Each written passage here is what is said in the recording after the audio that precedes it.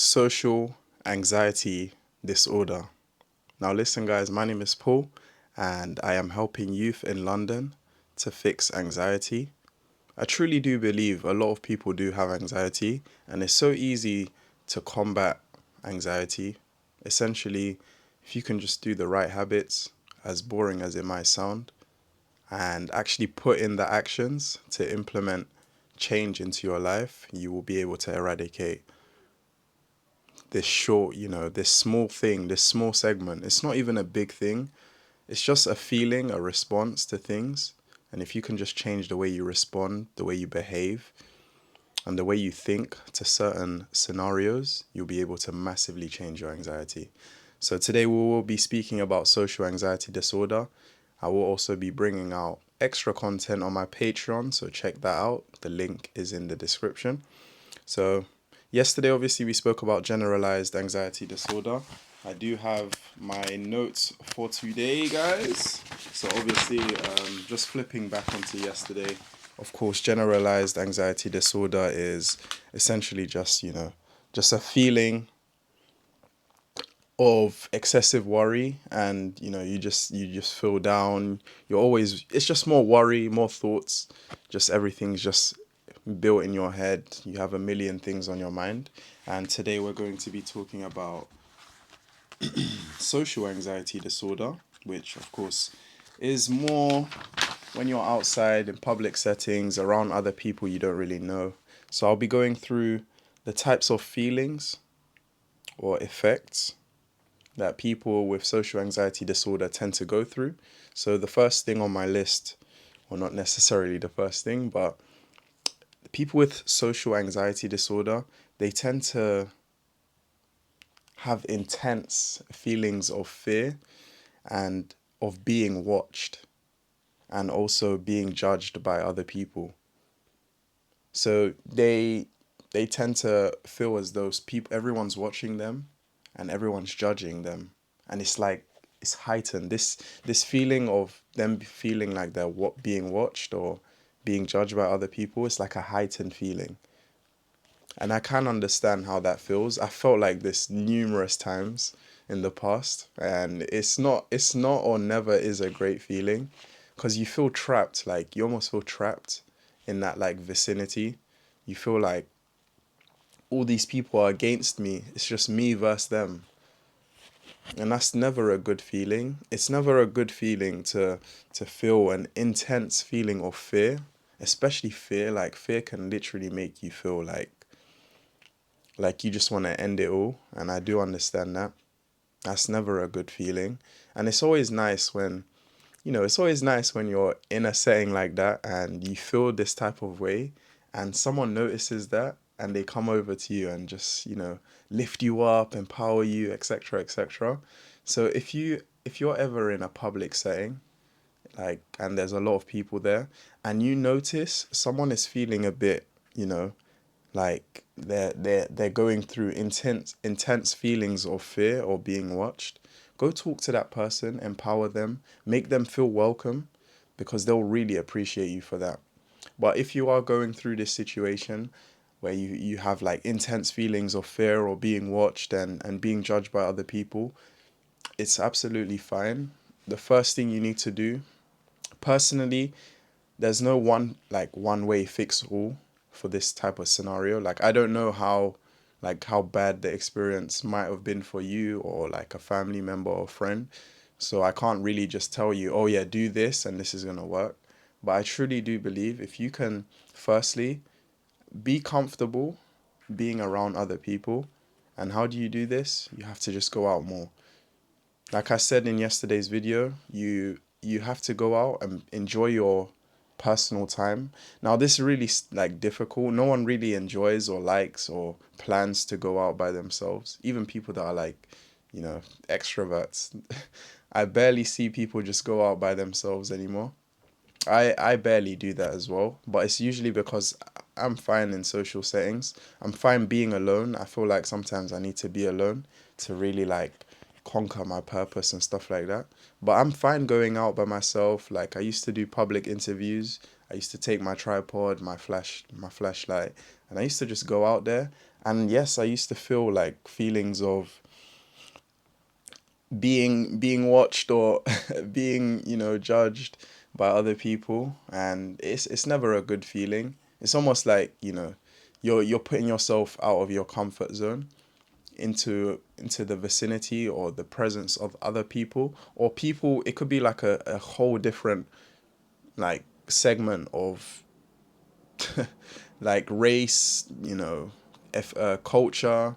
Like if you're in like a place where everyone else is, dressed the same or has the same complexion, or that can make you feel a bit like, especially when everyone's looking at you, you would feel like you're being judged. No one's smiling at you.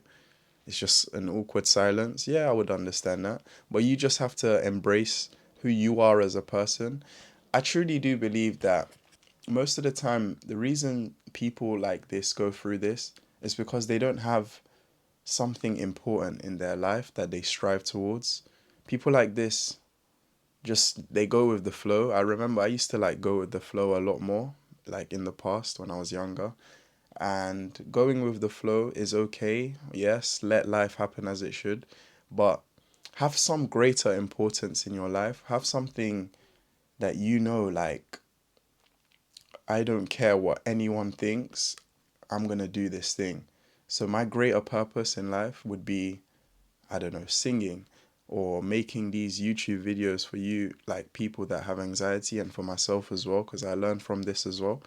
But that would be like my greatest purpose. That would be something that's important to me in life, more than a job, more than like, maybe not more than family or myself, but like it's a greater purpose. It's like if you don't have anything important in life, you make the unimportant things important. So I'm going to repeat that. If you don't make anything important in your life, you make the unimportant things important. So imagine you had a greater calling, a greater purpose in life, and you walked into that room, you wouldn't even notice anyone because you're just focused on your purpose. You're just focused on, maybe let's say you went out and you're in like a bar or whatever. You're just in a vicinity of other people. Like you would feel more accomplished if I help change, you know, elderly people's visions, or I support this amazing cause.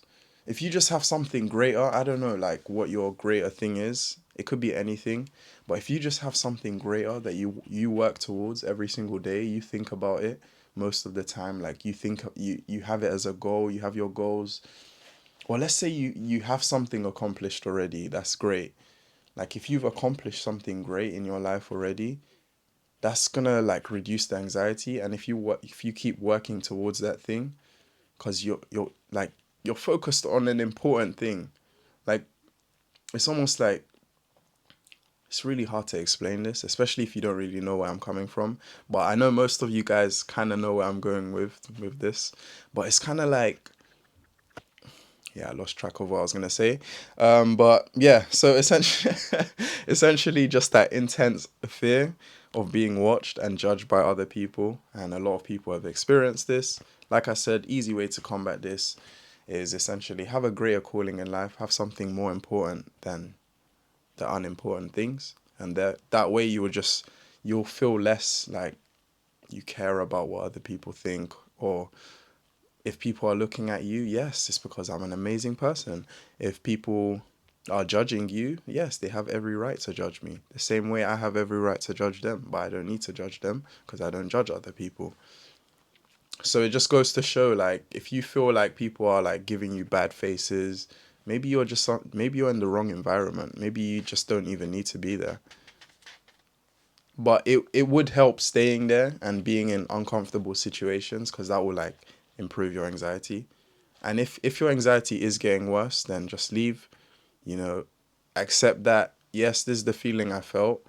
And by overcoming it, like when I say leave, I don't mean like go home, like maybe just go to the toilet or something. Take a few deep breaths, that really helps to like lower your heart rate. think about positive things. Have like a, if you can, when you leave the toilet, like have a glass of water. Because I do understand it's not easy. It's gonna take some time. Like it's not easy, especially in those situations. I can't just tell you, oh yeah, just change your brain and then you're just gonna fix it like that. So it's not easy, but being in those uncomfortable situations does help because you're feeling it. You're feeling like the feelings that you're feeling, and you're overcoming it by going more towards it. Go like embracing it, embracing that feeling rather than letting the feeling embrace you. Hopefully that makes sense. You have to embrace the feeling. Don't let the feeling embrace you. Don't let the feeling overcome you. You have to overcome the feeling, if that makes sense now. So sometimes, obviously, it may seem like these people in these sort of like feelings of being watched or feelings of fear or of like other people are judging them. It might seem like it's beyond their control, and I did mention this, but that is another, like, it might seem like it's literally beyond my control. And in that, in that scenario, of course, then just try to leave. Take a breather from everyone. Sometimes it can get chaotic, but it's just about going back to what neutral was. What neutral was, you entered there calm, and then your emotions started to arise. So yeah, just take a step outside, take some deep breaths, close your eyes, maybe go to the toilet. Maybe you might just need to release, drink some water, think positive thoughts, and then go back in and smash it. Try to talk to the people that, first caught your eye. Be like, hi, nice to meet you. I saw you as I came in. I really like your dress. I know it's not easy to do that. Like, you literally just had a like a panic attack basically. And now I'm expected to go speak to the people that were looking at me. Like, yes, if you can do that, that will really help. I mean, it's up to you. Remember what I said, it's the actions that lead to the growth. So you don't just grow with no actions, you grow with the actions. So if you keep running away from those situations, like I said take a break and then come back in. But if you run away or leave the scenario, go home, it's almost like you've let that situation defeat you. And it's okay to be defeated every now and again, because at the end of the day, the most successful people lost as like way more times than the average person. The most successful people in the world have been defeated 10, 100 times more than the average person. But they just keep getting back up, they keep succeeding, they keep implementing change, and eventually success follows them. Never chase money, always chase what makes money. Kind of like not really like relevant to what we're talking about, but hopefully that helps you. So people with social anxiety disorder, they tend to, and I got my notes today, guys, as you can see. So I just like bullet points, but obviously I'm just extending it into my own words, because I want to like solve the issue, but I want to make sure that I like cover every single thing. Maybe not everything, but at least like the main segments of my talking points.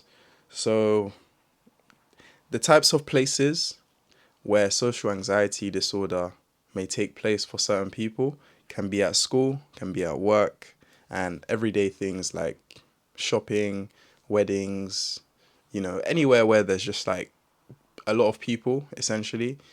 And let's think. So let's say you're in school and you have social anxiety and you're in assembly. Assembly is pretty much where all the kids sit, like literally all the, like, it could be in year groups, but all the kids sit in like a main hall, and you have like the head teacher or whoever's like talking in the front. And then sometimes they do like activities where, sorry, I keep like hiccuping. I don't know what that is, like acid reflux or something. Genuinely have no clue. Comment down below if you know the fix to that. Okay, so you're in assembly, and obviously the head teacher's talking, and sometimes they have like these like fun activities where like essentially, not necessarily even fun activities, but they give away they give out, should I say, like awards or chocolates or like gifts to certain people that have been performing well. And let's say you was that person that was performing well in school, like going up there, being called and stuff like that. It's just you instantly you can feel that anxiety. Like I would understand that, especially being a kid. But then as you're in the front now and the head teacher doesn't just give you the gift and say, "Oh yeah, go sit back down." They're like, "Oh yeah, stand here." And now you have to face all the students, everyone's watching you. You get this feeling of being judged by other people, and obviously this fear. I know this at first hand because I've experienced this. And also like I performed for like a talent show in my like secondary school, and I've mentioned this in a previous video, but standing in front of that many people, like you feel that nervousness, but you just gotta like bottle it up and perform, because I came up this stage to perform. Like I want to win this talent show, but like sometimes your body just doesn't allow you to. It's like you're trapped with so much emotions, and it's weird because no one teaches you how to like overcome anxiety as you grow up, because most of the people that are like raising you are facing anxiety themselves. They don't know the cause, they don't know how to fix it. So my sympathy is out there for you, and this is the reason I make these videos. I think if I can teach kids at a younger age how to tackle anxiety, then I would be able to, move upwards to like the elderly people and tackle their problems. And then, because obviously the older you get, the harder it is to change as a person. But the younger you are, it's easier to just implement change and make that stick. So that's why I prefer, I always say youth, but if you are older and you watch these videos, genuinely don't feel like I'm just making these videos for younger people. Like, learn from these as well. If you can change your mindset, then you start implementing like the things, or, the positive changes that I mentioned in my videos, then that will be absolutely like amazing. Like, don't feel like, oh yeah, he's just making it for young people. Yes, I am. I'm young. You're young in the eyes of like God. So everyone in my eyes is young. So feel free to be proud to be young and watch this video. Uh, and I also do appreciate you for watching the video as well. So yeah, those are just the places people can tend to. Obviously, school, as I mentioned. And now the effects. So what are the types of things that we can see on people that have social anxiety disorder? So the certain signs, the signs of social anxiety disorder. So the first sign is people tend to blush or go red. They start to sweat, or they start trembling. So remember the when I showed you like when I was like closed body language, shivering. But people tend to go through blushing, sweating, and trembling. So what causes the blushing? The blushing is literally like, fair enough, that's like unavoidable. Like you can't stop yourself from that feeling, like your body reacting to that extent to this thing. But what you can do is calm yourself down, because most of the time it's just thoughts, and then your heart just feels weird and then you start blushing. Like it's usually just the thought, and then it goes to your heart, not necessarily your heart, but like your body, which in return reacts. So it's like your thought creates that reaction emotionally, and then you start sweating. Then it goes back to your thoughts again. It's like your thoughts get worse, body again starts being affected. So it's just like a cycle. But if you fix your thoughts, stay positive. If you can fix your breathing, because most of the time these type of people freeze in these scenarios, and freezing is not good. Some of these people tend to mouth breathe. Okay, like I'm not gonna lie, there's no like scientific. I was watching Dr. Andrew Huberman yesterday, and there's actually no scientific proof that breathing through your mouth can actually cause detriment to your health. But there is scientific proof that breathing through your nose is exponentially better than breathing through your mouth. But breathing through your mouth, that apparently there's no like scientific evidence that it's actually bad for you. But I've watched so many people that, I've read so many things, but so it is safe to breathe like with your mouth. But I'd prefer you like breathed through your nose, and just if you want to breathe through your mouth, just breathe out, exhale through your mouth, because that's the best way to calm you down. So breathing can, reduce the trembling. If you're breathing, like you're literally trembling because you're not breathing. Most of the time people are like trembling because they're not breathing, or if they are breathing, it's like a fast breath, like that's not good for you. And most of the time it's through their mouth, or like, but it's even faster than that. It's like that's not good. You're literally just, you're basically putting in carbon dioxide and releasing the carbon dioxide. Our body needs a certain amount of carbon dioxide. Apparently not apparently, like we need 6 liters of breaths every minute. And if you do shallow breathing is essentially when you breathe fast. Like if you're breathing fast, like shallow breathing, or even just if you're breathing like that, I don't know if you can hear or see, like when I was just breathing just now, but like really fast, you tend to be doing a lot more breaths than you should be, and you're actually not implementing any change into your body. But if you take deeper breaths, so if you do it's called like the sigh. I forgot the name of the sigh, but the breathing technique, but it's called like the sigh. If you breathe in, where so much so that your belly comes out, so I'll show you now, I'll demonstrate it now. So you breathe in, so you take the first breath in, and then you take another breath in, so that you fill them to maximum capacity. You fill your lungs. You fill your lungs to like maximum capacity. So you breathe in, and then you take another breathe in, and then you breathe out through your mouth for longer than the breath in and the breath out.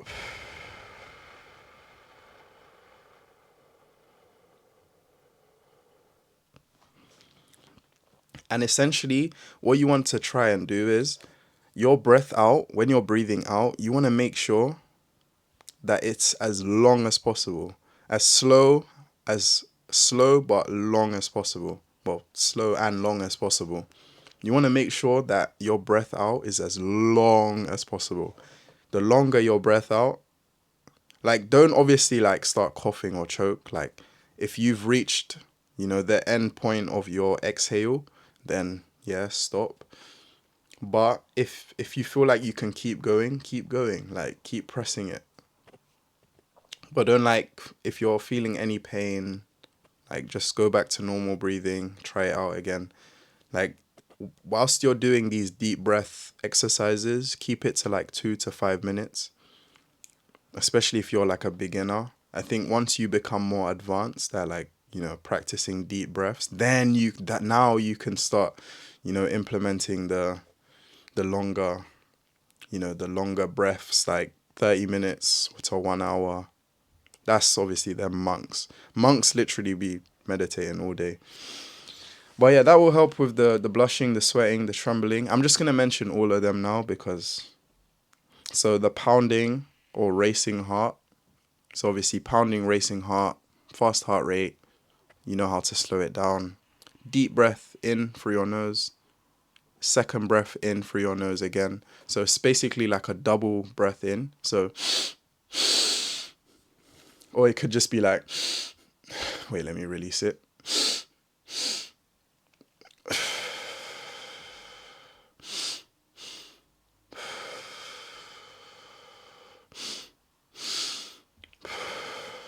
So you're basically breathing, and I feel so good after doing that.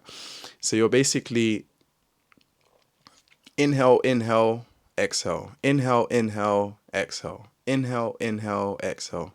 So that's essentially what you're doing, and that will lower your heart rate. But always remember your inhale has to be longer.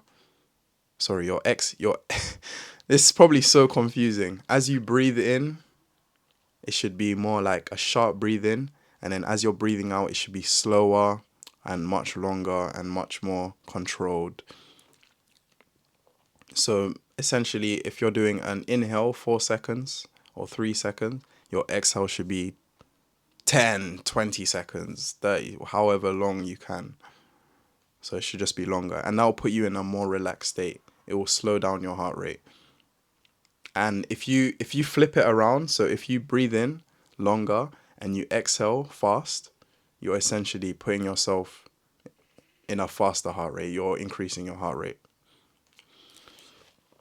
So another effect of social anxiety disorder, or like, a sign that we can see on people, or, it might just be a feeling or an emotion, is difficulty making eye contact or being around people they do not know. Now, I tend to notice a lot of people find it hard, especially in this day and age. I feel like a lot of people, because of technology, find it hard to make eye contact with other people and hold that eye contact, which is not good at all. I tend to catch myself, not making eye contact with people and stuff like that. But I make sure that when I have made this eye contact, I hold it, and it just increases so many like benefits. There's too many benefits to just holding eye contact, but you make that person feel like you're engaging in the conversation. You actually listen, you're paying attention. There's other like psychological benefits as well. But try to hold eye contact with people. Improve this. Like, this isn't going to get better if you don't actually improve it. So when you're watching podcasts, look at people's eyes. When you're speaking to a family member, stare into their eyes. I was watching a podcast by Stephen Bartlett, Diary of a CEO, and the woman mentioned, I can't remember her name, I can't remember. It was really a really old one, like 8 months now ago. It was like an Asian lady. She was pretty short. I think it's his most popular video. So if you do look at it, go like on his filters and just go on the most popular video of his Diary of a CEO podcast. And she actually mentions that when you're looking at people or talking to someone, stare into their left eye, and they will actually feel like they're being listened to, and they'll actually feel happier, like more engaged. Don't know how or what science proves that, but yeah, so stare into people's left eye and they'll feel like more, welcomed and more engaged in the conversation. And it will just make them feel like you're not being hostile or anything like that. So also rigid body posture or speaking with an overly soft voice. Now, all these things, blushing, sweating, trembling, pounding of racing heart, stomach aches, difficulty making eye contact or being around people they don't know, rigid body posture or speaking with an overly soft voice, all these things I've noticed that I've experienced all these things in the past, all in social settings. All in social settings. How can you fix a rigid body posture? Well, if you was exercising prior to that, if you felt confident in yourself, if you had important things in your life, now I know I'm not like sitting with great posture now, but you'd be standing like you are the king of the whole of like London or England, like you are the king of the world. Like if you have a great purpose in life, if you're very ambitious and you have amazing goals and you aspire to help as many people, millions or billions of people, if that's your like goal in life, you'd be standing like a prince, like a king. You'd be standing like a warrior, like shoulders back and down, chest out, neck up and back, head like back and up. Like, I know all these things, but I don't practice them myself. Probably because I literally just woke up, and like first thing I do as soon as I wake up is just record a video. But have that conviction. If you, like I always say, if you look good, and feel good, you will exert this confidence and other people will see that. But also have something important in your life. I feel like this video has been super long. I've tried to give you like actionable steps to take to overcome your social anxiety disorder. But if you need some extra help, some extra guidance, someone to talk to, join my Patreon. And if you want, I'll be doing one-on-one coaching to help support you and your needs and overcome anxiety. Now, if you don't want the one-on-one coaching and you just want extra videos, extra content, join the Patreon and I'll be uploading more posts in the future. I know obviously I haven't really been posting as much on my Patreon, but watch out, I'm going to be posting more. I just need to get used to like the consistency of my YouTube channel. But also give me ideas, give me things that you need help with. What do you struggle with anxiety? And I'll be here to make a video on that. I'll also make videos on my Patreon. We can do like live calls and live sessions, etc. I have a really like bright hope for this platform and helping people with anxiety. So stay tuned for that. It's been your boy Paul Khadar. We out. Peace. Love you guys all.